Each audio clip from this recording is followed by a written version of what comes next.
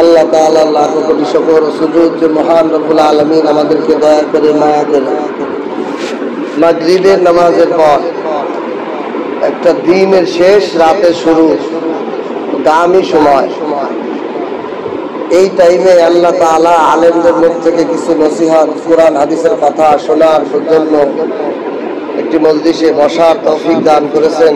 আল্লাহ তাআলা ভালোবেসে দয়া করে মহব্বত করে এই জন্য অন্তরের অন্তঃস্থল থেকে কালিমাতুশ শুকর আদায় করে আলহামদুলিল্লাহ। আমরা দুনিয়ার মানুষ, আল্লাহ তাআলার দয়ায় বেঁচে আছি। কিসের মধ্যে বেঁচে আছি? দয়ায়। আল্লাহ তাআলার দয়া আমাদের উপর এমন ভাবে যে পানির মাছ যেভাবে চাপি চতুর্দিকে, বরং চতুর্দিক গেলে ভুল হবে, 6 দিকে, হাতের চারদিকে ডানে বামে পিছনে, সামনে পিছনে ডানে বামে, এটা চতুর্দিক, উপরে নিচেও তো আল্লাহ রহমত। মাছটা যেমন পানির মধ্যে, তার চতুর্দিকে পানি, আল্লাহ তাআলার রহমত আমাদের উপর এরকম সর্বক্ষণ। বলেন সুবহানাল্লাহ। আল্লাহ তাআলা আমাদেরকে ভালোবেসে মায়া করে দয়া করে সুস্থ একটা জীবন দান করছেন। আল্লাহকে যদি আমরা না চিনি, যিনি আমাদের প্রতি এত দয়া করে, দেখেন আমরা অনেকে নামে মুসলমান, বাপ দাদা অরস্বতে মুসলমান, এই হিসেবে মুসলমান, কিন্তু মুসলমানের যে মূল কাজ মালিককে চেনা। কাকে চেনা? মালিক কি? আল্লাহ। আমার আপনার মালিক কে? আল্লাহ। সে আল্লাহকে যদি না চিনি, তার সবচেয়ে বড় মূর্খতা, সবচেয়ে বড় জাহেলিয়াত হলো যে মালিককে চেনে। যে তার মালিককে চেনে না, সে যত বড় দুনিয়াতে ডিগ্রিওয়ালা হোক, সে সবচেয়ে বড় মূর্খ যে সে তার মালিককে চেনে। যে মালিককে চেনে সে হলো সবচেয়ে বড় শিক্ষিত। এই জন্য কোরআনে কারীমের মধ্যে আল্লাহ তাআলা বলেন, ইন্নামা ইয়াখশাল্লাহ মিন ইবাদিহিল উলামা। উলামা হওয়ার, আলেম হওয়ার সবচেয়ে বড় সিফত, গুণ হলো সে আল্লাহকে ভয় করে। ইন্নামা, নিঃসন্দেহে, শুধুমাত্র, একমাত্র, ইয়াখশাল্লাহ, আল্লাহকে ভয় করে, মিন ইবাদিহিল উলামা, আমার বান্দাদের মধ্যে থেকে যারা আলেম, যারা প্রকৃত জ্ঞানের অধিকারী হয়েছে, যারা আমার কুদরতি ইলম জানছে, আমাকে, আমি মালিককে চিনতে পারছে, তারাই আলেম, যারা আমাকে চিনে, আমাকে ভয় করে। মানে আল্লাহরে যদি নাই চেনে, সে আল্লাহরে সম্মান করতে পারবে? দেখেন আমাদের বিষয় হলো এইটা, আমরা মাদ্রাসায় পড়ি, খানকায় যাই, পীর সাহেবের কাছে যাই, যেখানেই যাই, যাই করি, আমার বাপে আমার কাছে নালিশ করতেছে, হুজুর আমার ছেলে হাফেজে কোরআন হয়ে গেছে, ওরা ডাকলেও না নামাজ পড়তে আসে। আচ্ছা বলেন, সে যদি আল্লাহকে চিনছে, সে যদি আল্লাহকে চিনতো, সে বাবাকে ডাকতো, বাবা আসো নামাজ পড়ো। সে মালিককে চেনে, সে হাফেজে কোরআন হয়ে গেছে, আলেমে কোরআন হয়ে গেছে, সে আল্লাহকে চেনে। আর একজন মানুষ হাফেজ হয় নাই, আলেম হয় নাই, যদি ভাই একটু গল্প করি, আসেন চার দোকানে একটু রাজনীতি আলোচনা করি, ভাই ধো মালিকের ডাক হয়ে গেছে, আজান হয়ে গেছে, আমি আর গল্প করতে পারি না, আমি আর খেতে কাজ করতে পারি না, আমি আর অফিসে কাজ করতে পারি না, আমি আর দোকানদারি করতে পারি না। সাহাবা একরাম মালিককে চেয়েছিলেন। এই জন্য সাহাবা একরাম লাকড়ি কোপ দিছেন, লাকড়ি কাটার জন্য কোপ দিছেন, কুরআন উঠাইছেন, এখনই কোপ মারবেন, এর মধ্যে মুয়াজ্জিনের পক্ষ থেকে আল্লাহু আকবার, আর কুরআন সামনে নেই, পিছে ফেলে দিয়েছে। কি জন্য? ব্যাপার হলো উনি আল্লাহকে চেনেছে। আল্লাহ কেডা? আল্লাহ কত বড়, আল্লাহর কত ক্ষমতা, আল্লাহর কত পাওয়ার, আল্লাহ আমার কত অবদান, মাথার তালু থেকে পায়ের তালু পর্যন্ত আল্লাহর অবদান, নিঃশ্বাস ঢোকার মধ্যে আল্লাহর অবদান, নিঃশ্বাস বের হওয়ার মধ্যে আল্লাহর অবদান, রক্ত চলাচলের মধ্যে আল্লাহর অবদান, দেখার মধ্যে আল্লাহর অবদান, আমি বলতে পারতেছি এর মধ্যে আল্লাহর অবদান, আপনি শুনতে পারতেছেন এটা আল্লাহর অবদান। এত অবদান যার, সে ডাক দিলে আমি কেমনে অন্যদিক মনোযোগ দিই? আমার মনোযোগ অন্যদিক যায় কেমনে? আমি কিভাবে বুঝে থাকি যে আজান হওয়ার পরে অন্য কাজে মনোযোগ কেমনে থাকে? আজান কি? আজান তো আমার মালিকের ডাক। আসো আল্লাহ সালাত, আসো নামাজের দিকে। এই জন্য মালিককে আগে চিনতে হবে। একটা ঘটনা দিয়ে বুঝাই, একটা গল্প দিয়ে বুঝাই। আমার এক উস্তাদ সুন্দর একটা উপদেশ দিয়ে বুঝাইছে যে মালিককে না চিনলে আপনি যতই ঠেলাঠেলি করেন, বাবা নামাজ পড়, পড়বে না, হবে না। এই যে তলবে এলে মাদ্রাসায় কি সুন্দর নামাজ পড়ে, বাড়ি গেলে মাথায় টুপিটা থাকে না, জামা পাঞ্জাবি না, মোবাইলে এমন মসগুলো আজান কয়টা হয়েছে সিনের ভিতর কইতে পারবে কিনলে গিয়ে মালিক। আর মালিককে যখন চিনে দিব, মালিক ডাকবে, কোন সময় ডাকবে অপেক্ষায় দেখবো, মহাব্বত তাকে গুলাম বানাই। আমার উস্তাদ মুরব্বী উনি সুন্দর উপদেশ দিয়ে বুঝাইছে যে মালিককে না চিনলে হবে না। কি বড় উদাহরণ দিচ্ছে, সবাই মনোযোগ আছে তো? আমার দিকে খেয়াল করতেছেন? আমার হাতের মধ্যে আঙ্গুল কয়টা আছে? এত বড় মিথ্যে কথা, আমার হাতের মধ্যে আছে 5টা আঙ্গুল। আমার হাতের মধ্যে কয়টা আঙ্গুল আছে? 5টা আঙ্গুল আছে। প্রশ্ন বুঝতে হবে, মুসলমান অ্যালার্ট থাকতে হবে। ইহুদি খ্রিস্টান আমাদেরকে ইসলাম বলে অ-ইসলাম ঢুকাই, ইসলাম বলে অন ইসলাম ঢুকাই দিব।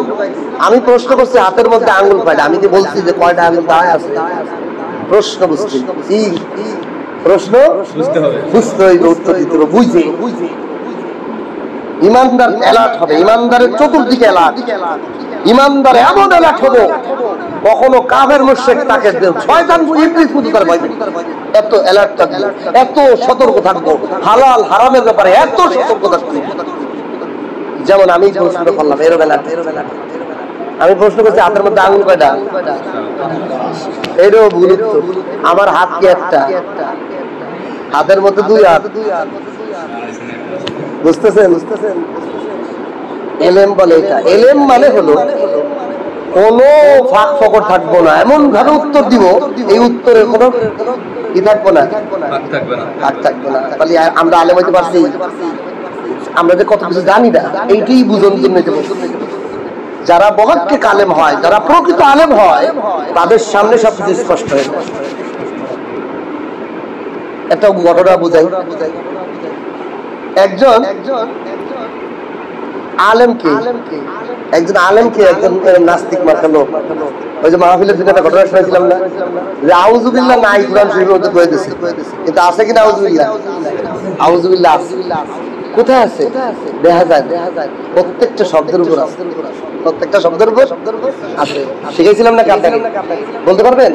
এখন যদি আপনি একজন হাফেজ সাহেব হয়ে গেছেন, একজন নাস্তিক এসে একজন ইহুদি এসে হাফেজ সাহেব, তুমি যে কোরআন শরীফ পড়ো, তোমার উস্তাদ যে পড়ায় যে কোরআন শরীফ পড়তে আউযুবিল্লাহ পড়া লাগবে, আউযুবিল্লাহ কই? কোরআন শরীফে তো কোথাও লেখা নাই। তুমি যেটা লেখা নাই, যেটা দেখা যায় না, কোরআন শরীফে নাই, সেইটা তোমার পড়ায়। তোমার উস্তাদও ভুল, তোমারও ভুল। তুমি যদি না জানো, তুমি তোমাকে ঠিকই তো আমার উস্তাদ খারাপ, উস্তাদ কি খারাপ? বুঝতেই কিনলে পড়া। বলছিলাম না সূরাতুন নাহাল 98 নম্বর আয়াতে আল্লাহ বলেন, ফাইজা ক্বারাতাল কুরআন ফাস্তাইজ বিল্লাহি মিনাশ শাইতানির রাজিম। এই আয়াতের মধ্যে আল্লাহ উত্তর দিলেন। আল্লাহ বলেন, তুমি যখন যেই জায়গা যেখান থেকে কোরআন শরীফ পাঠ করো, তুমি আশ্রয় চাও, ফাস্তাইজ বিল্লাহ, আল্লাহর নিকট, মিনাশ শাইতানির রাজিম, বিতাড়িত শয়তান। এখানে কোনো আউযু বিল্লাহি মিনাশ শাইতানির রাজিম লেখা নেই, ফাস্তাইজ বিল্লাহি মিনাশ শাইতানির রাজিম লেখা আছে। এখন এই আয়াতের অর্থ কি দাঁড়ালো? তুমি যেখানে যেই শব্দ, যেই বাক্য, যেই সূরা, যেই পৃষ্ঠা, যেই আয়াত, যেখান থেকে কোরআন শরীফ পড়া শুরু করবে, ওইখানে কি করবে? আমি আল্লাহর কাছে আশ্রয় চাইবে। কারণ আমি যদি আল্লাহর কাছে চাইতে হয়, তাহলে কি আমি কি আল্লাহর কাছে, আল্লাহ আমি চাই বলতে হবে না? আল্লাহ বলছে তুমি চাও, আর আমার কি বলতে হবে? আমি আশ্রয় চাই আল্লাহর কাছে, এটা বলতে হবে না? এই আমি আশ্রয় চাই হলো আউযু বিল্লাহ, মানে আল্লাহ মিনাশ শাইতানির রাজিম, বিতাড়িত শয়তান। আল্লাহ বলে ফাস্তাইজ, তুমি আশ্রয় চাও, কারণ আমি আল্লাহর এই আদেশ মানতে হলে আমাকে কি বলতে হয়? আউযু বিল্লাহি মিনাশ শাইতানির রাজিম। তাহলে কোরআন শরীফে আউযু বিল্লাহ আছে কিনা? আল্লাহ একটা সূত্র দিয়ে দিয়েছে। এই সূত্র দিয়ে আপনি যদি গয়বের মাধ্যম থেকে কোরআন শরীফ পড়া শুরু করেন, আউযু বিল্লাহ আছে কিনা? আছে না? ওই সূত্র অনুযায়ী আল্লাহ কইছে, যেই জায়গা, যেই শব্দ, যেই আয়াত, যেই পৃষ্ঠা, যেই পারা থেকে তুমি কোরআন শরীফ পড়া শুরু করবা, সেখানে আমার আদেশ হলো তুমি আশ্রয় চাইবা। কারণ আল্লাহ কইছে তুমি চাইবা, আমি আল্লাহ আশ্রয় চাই। আউযু বিল্লাহি মিনাশ শাইতানির রাজিম।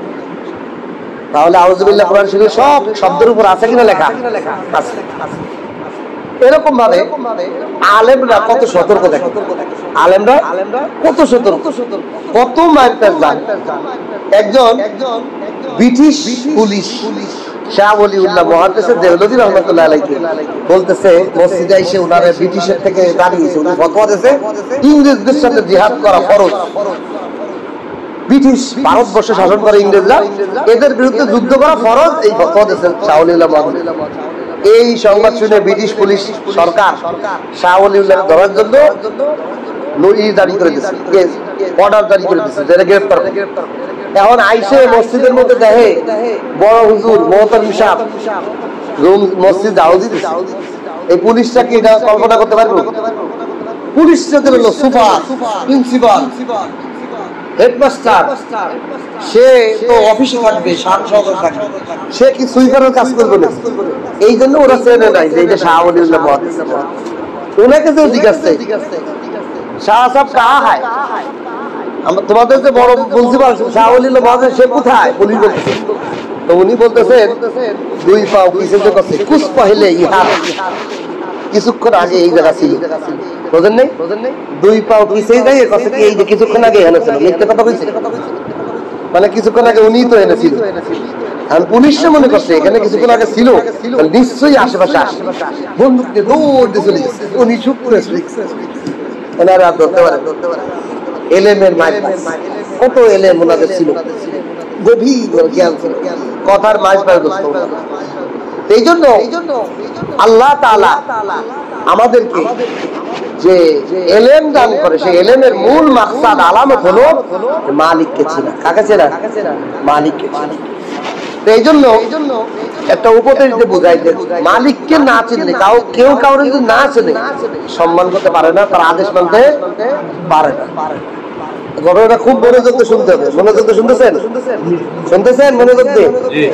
এক বাপে নতুন বিয়ে করছে, এক যুবক নতুন বিয়ে করছে, খুব মনোযোগ দিয়ে শুনেন, এর ভিতরে ক্ষুদ্র উপদেশ আছে। এই উপদেশটা যদি কেউ বোঝে আর লাগে না। যুবক নতুন বিয়ে করে বিবির সাথে মিলন হয়েছে, পেটে বাচ্চা আসছে, কিছুদিন পরে সে বিদেশ গেছে। বহু আগের ঘটনা, দেখো মোবাইল ছিল না, ভিডিও কলের সিস্টেম ছিল না, টেলিফোন ছিল না, চিঠির যুগ।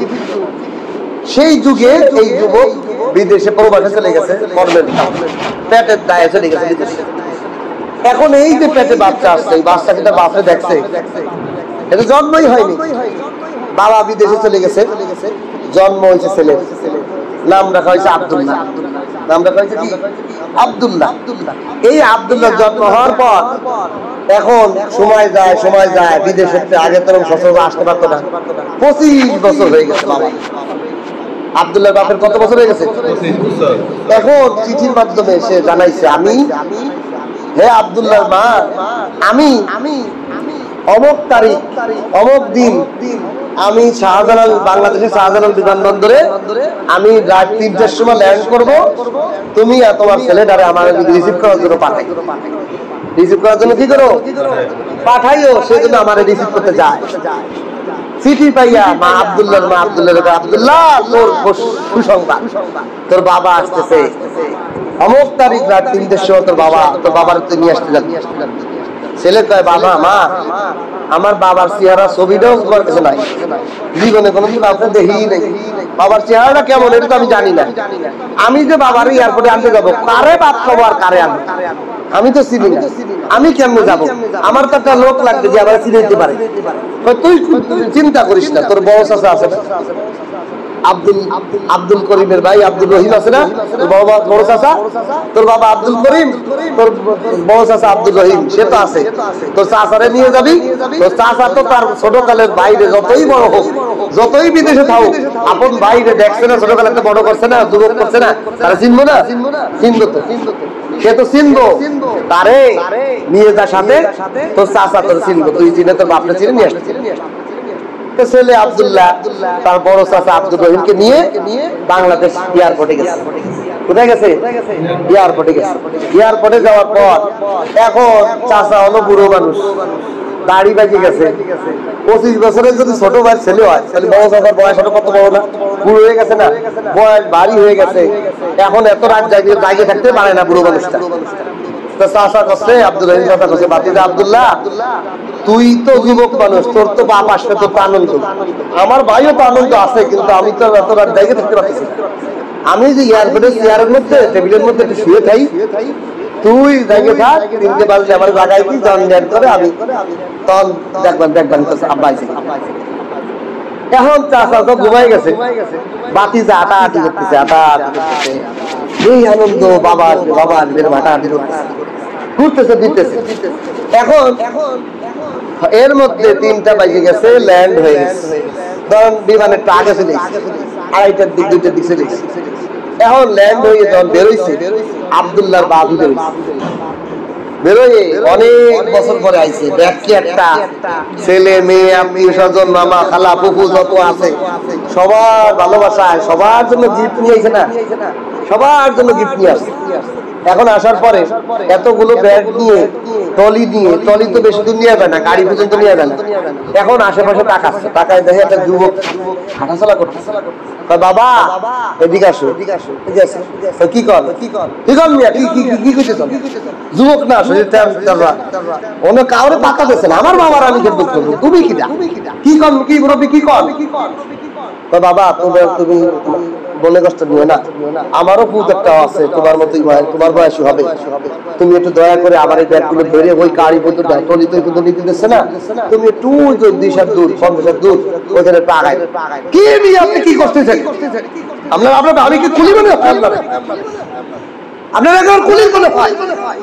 কি করতেছিলাম বাবা? চিতো না তুমি তো ছেলের মতোই, আমি তোমার বাপের মতো বয়স, দিলে কি হয়? তুমি তো দেও না টাকায়। আমার কি আপনি কুলি পাইছেন এয়ারপোর্টে? আমার বাবারটা আমার বাপের আমি দেখবো, আপনি কি? এই যে দাবক মারছে না, এই দবকে চাচা আব্দুল রহিমের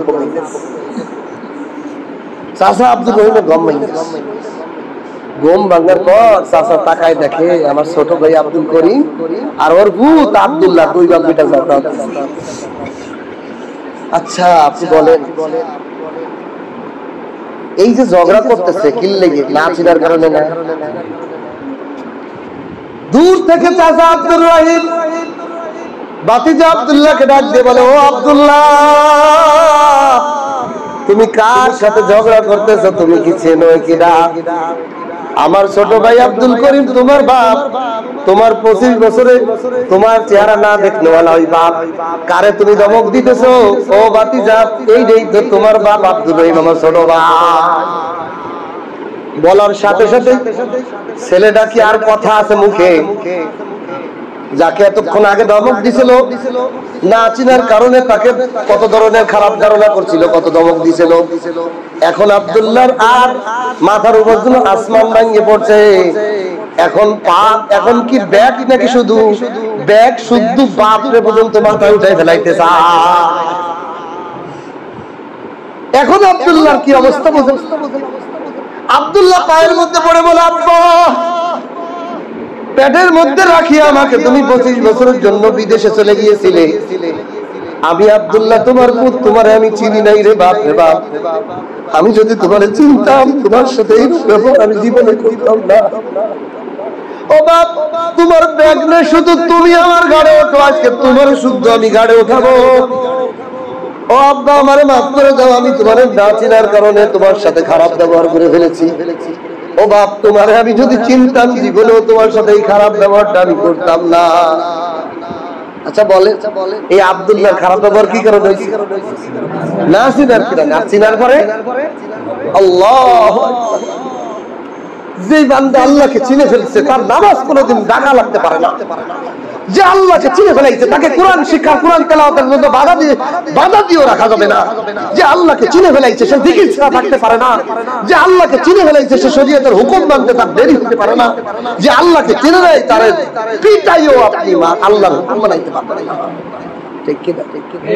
যতক্ষণ পর্যন্ত আল্লাহকে বান্দা না চিনবে, মালিককে না চিনবে, ততক্ষণ পর্যন্ত আমি আপনি যতই বুঝাই, আসো নামাজ পড়ি, আসো জিকির করি, আসো খানকায় যাই, আসো তাফসিরে যাই, আসো বয়ানে যাই, কাজ হবে না। কারণ যে মালিক চেনে না, সে মালিক চেনে নাই। যদি মালিক চিনতো, তা মালিক কিসে খুশি হয়? সে পাগল হয়ে যেত, পাগল হয়ে যাইতো যে আমি মালিককে খুশি করবো। আমার মালিক যিনি আমার সেকেন্ডে সেকেন্ডে। আমি ঘুমায় থাকলে আমার নাক মুখ কত ছিদ্র, ঘরের মধ্যে একটু ছিদ্র থাকলে সুসো ঢোকে, ইঁদুর ঢোকে, তেলাপিকা ঢোকে, পিঁপড়া ঢোকে, উই পোকা ঢোকে, হাজার প্রকার কীট পতঙ্গ ঢোকে। আপনি একবার চিন্তা করছেন মালিক কেডা? যে আমি জন্মের পর 20 বছর ঘুমাইতেছি, জন্মের পর 50 বছর ঘুমাইতেছি, আমার শরীরের মধ্যে 12টা ছিদ্র আছে। কয়টা ছিদ্র? এই বিষয়ে আমি একদিন বয়ান করছিলাম। কয়টা ছিদ্র আছে?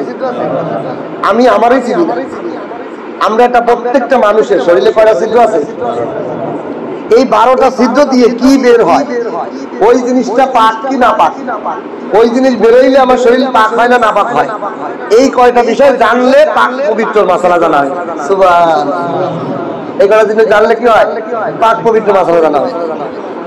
আমার এই গলার উপরে কয়টা ছিদ্র আছে? কম দিয়ে আপনারা প্রত্যেকটা মানুষের এই গলা থেকে উপরের দিক কয়টা ছিদ্র আছে? দেন গুনাহ লাগতেছে। এই জিনিসটা আমার আমাদের চোখের সামনে, সবার সামনে। কয়টা? মাশাআল্লাহ, মুরব্বিকে আল্লাহ জাযা খায়ের দান করুন, বলেন আমিন। কয়টা ছিদ্র আছে? 2 চোখ, 2 নাক, 2 কান, 6টা, আর মুখ একটা। কয়টা? 7টা ছিদ্র আছে। এই 7টা ছিদ্র আমি পাহারা দেই।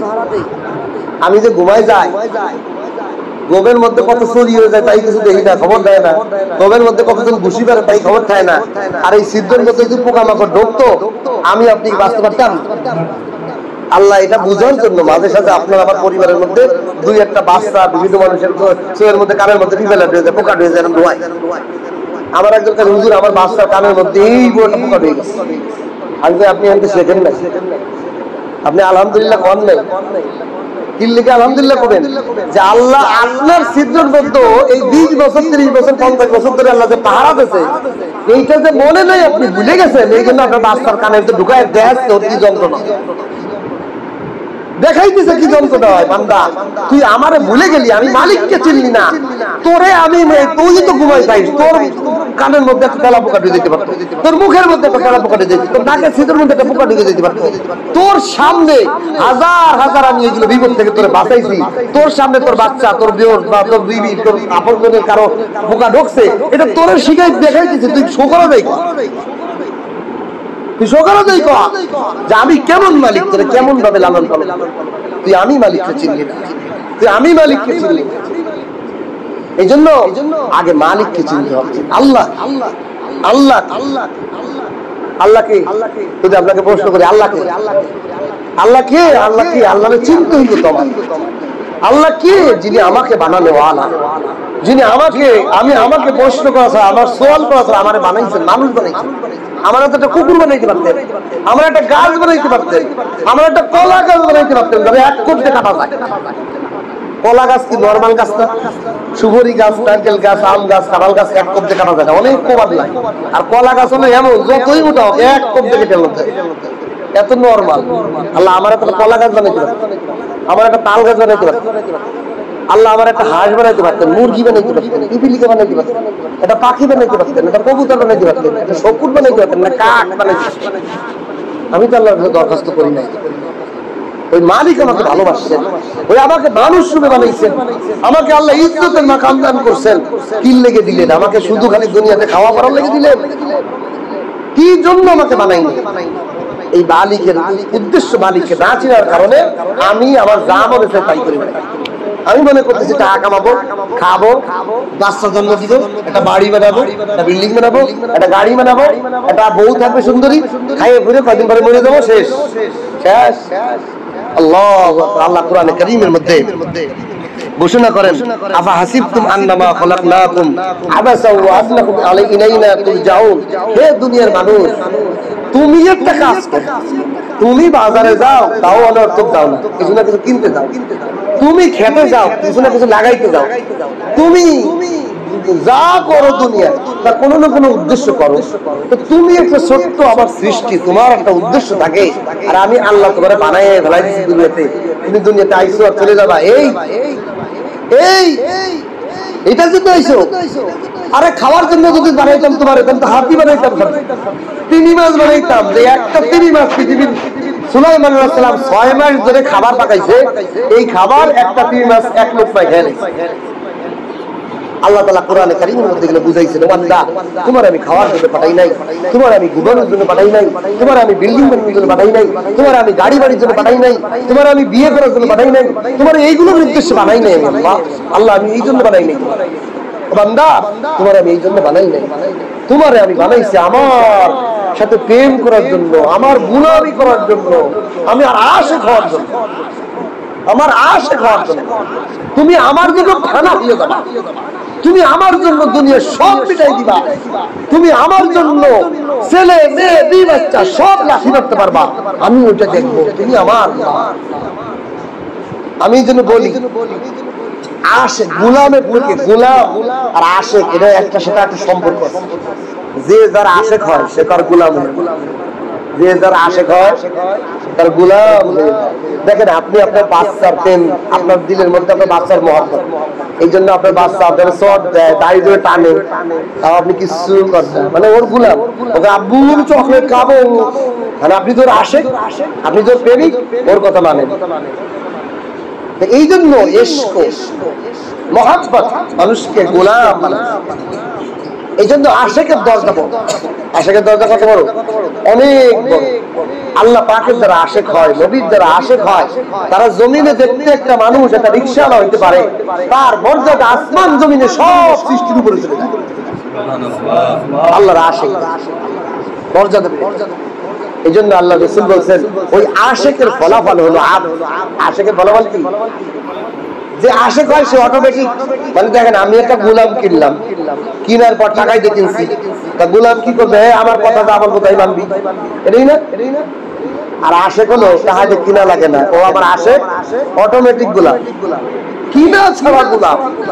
এই জন্য আল্লাহ রাসূল বলেন আবদুহু ওয়া রাসূলু, আমি হলো আল্লাহর গোলাম, তারপরে হলো রাসূল, তারপরে কি রাসূল। এই পৃথিবীর মুখে সবচেয়ে বড় আবদিয়াত, সবচেয়ে বড় আশিক হলো আমি মুহাম্মদ, আল্লাহ, আল্লাহর সবচেয়ে বড় গোলাম আশিক হলো আমি নবী, আমি নবী আল্লাহর সবচেয়ে বড় আশিক। আল্লাহর বিষয় আসলে দুনিয়ার কাউরে আমি চিনি না, আল্লাহ সামনে আল্লাহকে খুশি করতে আমার সারা দুনিয়াকে বেজার করতে। এই জন্য আমার আল্লাহকে চিনতে হবে, আর আশিক হইতে হলে চিনা লাগে। আমি একটা মেয়েরে ভালোবাসি, না চিনি তাহলে ভালোবাসতে পারবো। আমার এক দোস্ত কইলো, দোস্ত অনেক সুন্দরী, অনেক সুন্দরী, অনেক কিছু, আমি তারা চিনি না, দেখি নাই, আমার প্রেম হবে তার প্রতি না দেখলে বা তার কথা, তার পরিচয়টা জানলে আমার প্রেম জানবে, দেখি না, পরিচয় জানার পরে তো প্রেম হয়। এই জন্য কোরআন হাদিসের একটা নির্যাস কথা হলো, তুমি আগে তোমার মালিককে চেনো, আর যখন চিনবা তখন তোমার প্রেম হবে, আর প্রেম যখন হয়ে যাবে তো তুমি আল্লাহর গোলাম হয়ে যাবে, আর গোলাম যখন হয়ে যাবে তখন তোমাকে কেউ পিটায় নামাজ পড়ানো লাগবে না, তোমাকে পিটায় কেউ জিকির করানো লাগবে না, তোমাকে হাজার বয়ান দিয়ে তোমার আল্লাহর জিকির করানো লাগবে না, তোমার ভিতর থেকে জিকির হয়ে যাবে। ইউসুফ কি মজনু খালি খালি লাইলা লাইলা লাইলা লাইলা লাইলা, সাগরের মধ্যে লাইলা লাগে, লাইলা লাগে, সাগরের মধ্যে লাগে। তো মজনু একজন কাছে, পাগল, তুই তো সাংঘাতিক পাগল। লাইলি মানে কি, লাইল মানে রাত, লাইলি মানে কালা মহিলা, তুই এটা কালো মহিলার প্রেমে, একটা কালো মহিলার প্রেমে পড়ে গেলি, তুই দিন দরকার লাইলি লাইলি লাইলি দিকে করিস। তো মজনু কয়ে আমি পাগল না, তুই পাগল, আমি পাগল না তুই পাগল। আমার জিহ্বাটার মধ্যে যদি কাইতে তোর জিহ্বায় লাগাই দিতাম, লাইলি বললে যে কি মজা লাগে এটা তুই বুঝতে পারছিস, যে কি লাইলি লাইলি কিনলেই করি, এটা স্বাদ কি এটা তুই বুঝবি না, এটা তোর মজনুর কি লাগবে, কি লাগবে, জিহ্বা লাগবে। হাত দিয়ে লাইলি লিখতে কি মজা লাগে, আমার হাতটা কাইতে যদি তোর লাগাই দিতাম তাহলে বুঝতি লাইলি লেখার মধ্যে কি মজা। আশিকের হাত লাগবে, আশিকের জবান লাগবে। এই জন্য ইশক ও মহব্বত একা একা হয় না। আপনি যদি কোন হুজুর আমি আল্লাহর প্রেমিক হয়ে যাব, হবে না, হবে না। এটা হওয়ার জন্য কি লাগবে, দেখেন আপনি যদি কামারের কাছে যান, আগুনের চুলার কাছে যান, তা আপনারা কি কোয়া লাগবে যে আপনি শরীর গরম করেন, অটোমেটিক গরম হয়ে যাবে। আগুনের কাছে গেলে আপনার গরম হয়ে যাবে না। আপনি কামারের দোকানে গেলে লোহা পোড়ার বন্ধু আপনার শরীর লাগবে না, আপনি মাছের দোকানে যাবেন, আপনার আষ্টের গন্ধ করবে আপনার শরীরে। আপনি গোস্তের দোকানে যাবেন, রক্তের গন্ধ করবে আপনার শরীরে। বুঝা যায় যে প্রপার লোক, তার সাথে গেলেই কি ওইটা জড়ায় যায়। এই জন্য বলে ইশক কি খাসিয়ত জু आग की खासियत है, एक सीना पसीना है, एक खाना बखाना। इश्केर আলামত হলো আগুনের আলামত। আগুন যদি এক ঘরে লাগে, এক মার্কেটে লাগে, আর কয়েক মার্কেট ঘুরে যাবে। ও কি কয় যে আমি এই মার্কেটে লাগছি, আমি আর কোন জায়গা যাবো না, খালি এর পুরাবো, এই কথা কয় আগুন। আশপাশে যা আছে সব পুরা ইশক মোহাব্বত যা দিলে একবার ইশক মোহাব্বত হয়ে গেছে, এর আশেপাশে যদি থাকে অকুনু মা সাদিকিন, অকুনু মা সাদিকিন, এর পাশে যদি আপনি সময় দেন, এর সাথে উঠা বসা করেন, এর সাথে একটা সব করলেন, এর নসিহতে বসলেন, এর সোহবতে বসলেন, ওই ইশকর আগুন আপনার দিলেও জ্বলিল। আল্লাহ ইশকর খাসিয়ত। আর এটা দেখা যায় না। এক কবি বলতেছে লাকড়ি জলকর কয়লা बनता, কয়লা জলকর রাগ है, लकड़ी जलकर कयला बनता, कयला जलकर राग है, मैं बेचारा ऐसा जलता ना कयला ना राग है। কি অর্থ? ও দুনিয়ার মানুষ, তোমরা দেখো না লাকড়ি জ্বললে কয়লা হয়, লাকড়ি জ্বললে কি হয়? কয়লা হয়। কয়লারে যদি তুমি আবার জ্বালাও, কয়লারে যদি তুমি আবার আগুন দিয়ে জ্বালাও, তাহলে দেখবা কয়লা পুড়ে ভর্ষ হয়, ভর্ষ একটা ছাতুর মতো হয়ে যায়, ভর্ষ হয়। আমি যে আল্লাহর প্রেমে জ্বলি, আমি আল্লাহর বিরহে জ্বলি, আল্লাহর ইশক নিয়ে যে জ্বলি, নবীর প্রেমে যে জ্বলি, না কয়লা হই না, ভর্ষ হই না। এটা দেখা যায় না, এটা আলাদা জ্বলন। जलन तूने दी है मेरे दिल में यारा, जलन की दवा पिला दे खुदाया। এই জ্বলন আলাদা একটা জ্বলন, এই পোড়া আলাদা একটা পোড়া, এই মুহাব্বতের আগুনের জ্বলা আলাদা জ্বলা। যারা ইশকের আগুনে জ্বলে তারা আলাদা মানুষ, তাদেরকে দেখলে মানুষ মনে করে পাগল। কিরে বোঝে না, দুনিয়াদারি বোঝে না, দুনিয়ার গাড়ি বাড়ি বোঝে না, টাকার খবর বোঝে না, অনেক টাকার লাভ, কোথায় কিসের লাভ, এই লাভ আর এই আশায় তারা কোনো কিছু করে না। এরা খালি আল্লাহর কথা কয়, এরা দিনদার খালি আল্লাহর কথা কয়। কি পাইছে আল্লাহর মধ্যে? টাকা নাই, পয়সা নাই, আল্লাহ দিয়ে কি করবো? নাউজুবিল্লাহ বলে। কিন্তু যাদের মধ্যে আল্লাহর প্রেমের জ্বালা আছে, তাদের কাছে আল্লাহর কথা বলতে মজা লাগে, সুবহানাল্লাহ বলতে মজা লাগে, আলহামদুলিল্লাহ বলতে মজা লাগে। আচ্ছা বলেন, যে নিশা খায়, যে গাঞ্জা খায়, মজা পায় না? এই যে মজা পায়, আপনি কিছুদিন কোনোদিনও পাবেন। আপনি যদি মজা পাইতেন, আপনিও গাঞ্জা খাবেন, ঠিক কিনা? ঠিক কিনা? যে ইয়াবা খায়, যে মদ খায়, যে জুয়া খেলে, সে কি স্বাদ পায় না? আচ্ছা এরাই শুধু স্বাদ পায়, যারা সুবহানাল্লাহ কয় এরা বুঝি স্বাদ পায় না?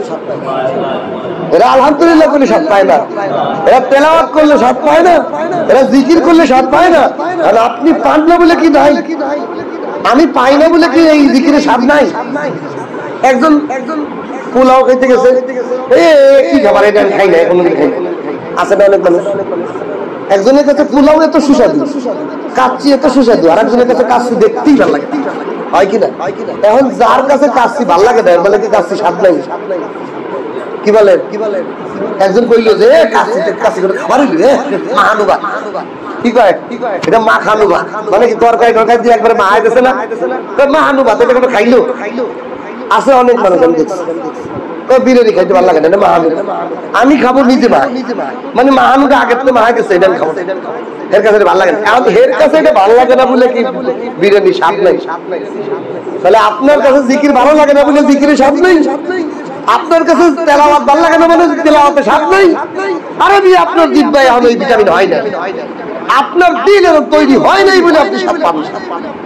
ওই লোকটা যেরকম জ্বর হওয়ার কারণে ভালো সুযোগ আমার ভালো লাগে না, আপনার আমার দিলের মধ্যে জ্বর হয়ে রয়েছে, ইশক নাই, ইশক নাই, মুহাব্বত নাই। এই জন্য আমার আপনার ওই তেলাওয়াতে মজা লাগে, সিজদাতে মজা লাগে না, জিকিরে মজা লাগে না, আল্লাহর ইবাদতে মজা লাগে না। কেন? আমার দিল তৈরি হয় না, ইশক নাই। ওই যে ইশক না থাকলে বিরক্ত, ওই কুলার মতো।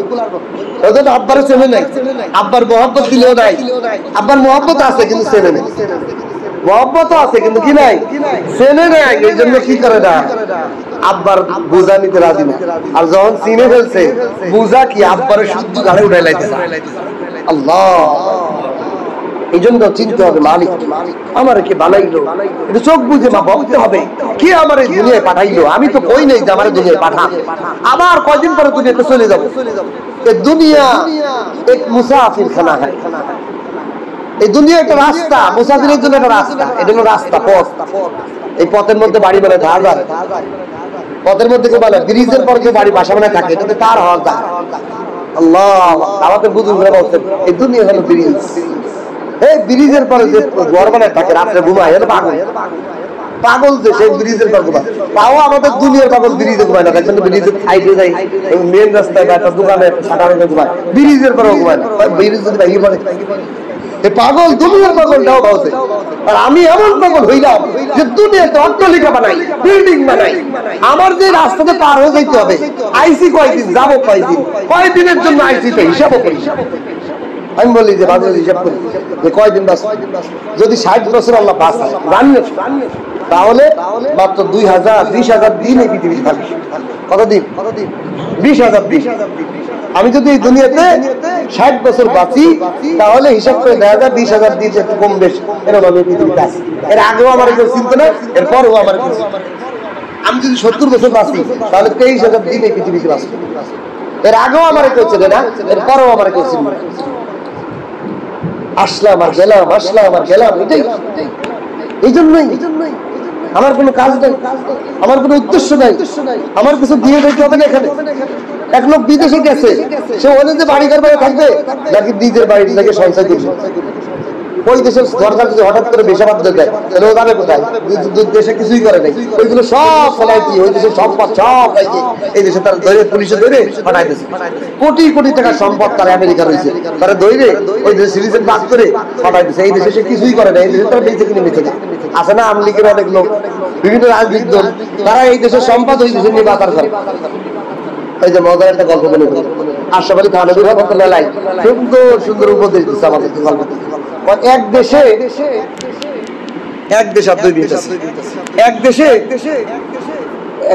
নিয়ম হলো যে সরকার হতে চায় এরকম এত দলাদলি নাই, আওয়ামী লীগ বিএনপি নাই, এত মারামারি নাই, জামাত বিএনপি শাসন মন্ত্রী মারামারি নাই। যেই দেশের জনগণ আমি সরকার হবো তারই সরকার বানাই দিয়া। কিন্তু কোন জনগণ ভয়ে হয় না। কি লেগে হয় না? শর্ত হলো দুইটা। কয়টা শর্ত? দুইটা শর্ত। একটা শর্ত হলো ক্ষমতা 5 বছর, আর ভালো তো অসুবিধা। আর একটা শর্ত আছে, শর্ত হলো 5 বছর পরে এই সরকার যে ধরে একটা নির্দিষ্ট মরুভূমির মধ্যে ফেলে দিয়ে আসা হবে, কয়েকদিনের খাবার দিয়ে আসবে, পানি আর কিছু খেজুর দিয়ে আসা হবে। এরপরে ওইখান থেকে আসতে হলে 6 মাস লাগবে। এখন ওখানে সুটকি হইয়া খাবার পানি না পাইয়া সুটকি হয়ে মরা ছাড়া আর কোনো উপায় নেই, মানে মৃত্যুদণ্ড। এই ভয়ে কেউ সরকার হতে কেউ হবে দরকার নেই ভাই। 5 বছরের সুটকিতে যে পরে দেখা বিপদ, পরে আমি সুটকি মরছি। খালি গলায় ফাঁসি দিয়ে বললে তো ভালো, গলায় ফাঁসি দিয়ে না, খাবার এবং পানি না পাইয়ে মরুভূমিতে শুকে শুকে মরা। এই জন্য কেউ সরকার হতে চায় না। এক লোক আমি রাজি আছি। কি হয় তুমি জানো তো? জানি সব সত্য, এই সত্যই তো হয়। ঠিক আছে, আমার কেউ বানায় দেখতেছে, হে আর বসে না, হে করছে কি চালাক, হে করছে কি এই দেশের থেকে সম্পদ দিয়ে নিয়ে ওই যে নির্দিষ্ট মরুভূমি জন্য ফেলাবে, ওইখানে একটা বিল্ডিং বানাইছে, রাজপ্রাসাদ বানাইছে, জনগণ বেছে, ওইখানে বিশাল দিঘি গাছপালা লাগাইছে, বিশাল এক রাজ্য বানাইছে।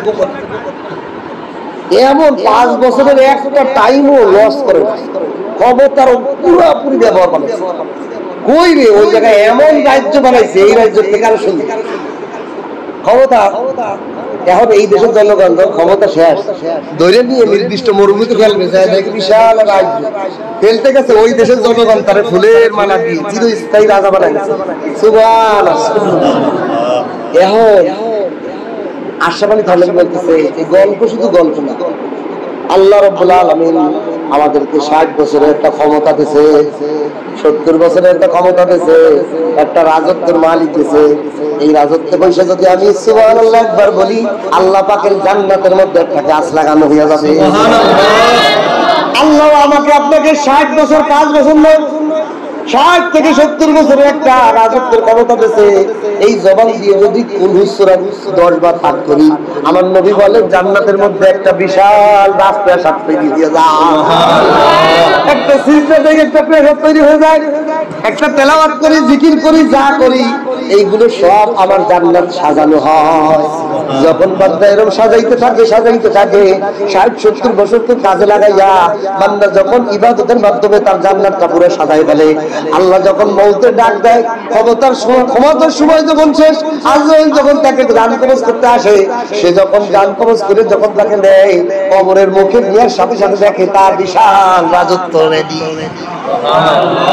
আর যদি ওই লোকটা 5 বছরের ক্ষমতা পাইয়া এ মদা নারিয়া যা আছে খা খা, 5 বছর পরে কোথায় গেল? মরুভূমির মধ্যে ছিটকিয়ে মারতো না? ঠিক আশরাফ থানভী রহমাতুল্লাহ বলেন 70 বছর হায়াত পাইলা, হে আমার আল্লাহর বান্দা, আমার নবীর উম্মত, 70 বছর হায়াত পাইলা, জবানে একবার সুবহানাল্লাহ কইলে না, জান্নাতে একটা গাছও লাগাম নাই যে গাছের ছায়াতে দাঁড়াবে, জাহান্নামের আগুন তোমার লাগে রেডি হয়ে গেছে। তখন ওই বান্দা যখন 70 বছর আমোদ ফুর্তি দুনিয়া পাইছি, দুনিয়ার জীবন আমোদ ফুর্তি, খাও দাও গাড়ি বাড়ি করো, এরকম মরবো, নামাজ নাই, কালাম নাই, জিকির নাই, তওবা নাই, সুবহানাল্লাহ নাই, আলহামদুলিল্লাহ নাই, জীবনটাকে তছনছ করে ফেলছে। মরার সাথে সাথে ওরে ফেরেশতারা দৌড়ে ওই চিতিয়ার ময়দান কোনটা জানা, কবর হলো তার মুখ। ওই কবরে যখন নেয় তখন নেয় কি হ্যাঁ এ তো জাহান্নামের আগুন লাগে। এই জন্য হায়াতকে কাজে লাগানো, মালিককে চেনার চেষ্টা করা, মালিককে চেনার চেষ্টা করা। পারবেন না ইনশাআল্লাহ? আমাকে তৌফিক দান করুন, আপনাদেরকে তৌফিক দান করুন। আল্লাহকে চিনবো, আল্লাহকে চিনবো কেমনে? আল্লাহ ওয়ালাদের সোহবতে যাবো, আল্লাহর প্রেমিকদের কাছে বসবো, আল্লাহর প্রিয় বান্দাদের কাছে বসবো, তাদের সাথে একটা রাত কাটাবো, তাদের সাথে একটু খাওয়া উঠা বসা করবো, তাদের সোহবতে 10টা মিনিট পাইলে বসার চেষ্টা করবো। তাহলে দেখবেন আপনিও আল্লাহকে চিনতেছেন, আপনার ভিতরে আল্লাহর পরিচয় ফুটে উঠবে। আল্লাহর হুকুম মানা আপনারা জোর করে করা লাগবে না, আপনাকে বাধ্য রাখলেও আপনাকে নামাজ থেকে কেউ গাফেল করতে পারবে না। হিসেবে আমরা ভিতর থেকে নামাজ দেখবো, আপনি মালিককে চিনে ফেলবেন। মালিককে চিনে ফেললে যেন আনুগত্য করা, তার হুকুম মানা সহজ হয়ে যায়। এখন ওই যুবক যদি তার বাবা বলে, বাবা তোমার আমার মাথা আমার ব্যাগ নেই, কারণ যুবক তোমাকে বলা লাগবে না, বলার আগে তবে কিনা, তখন যখন আল্লাহকে কেউ চিনে ফেলবে, আজানের অপেক্ষা করবে না, আগে দেবো। আল্লাহ আল্লাহ আমাদেরকে তৌফিক দান। আমাকে 7টা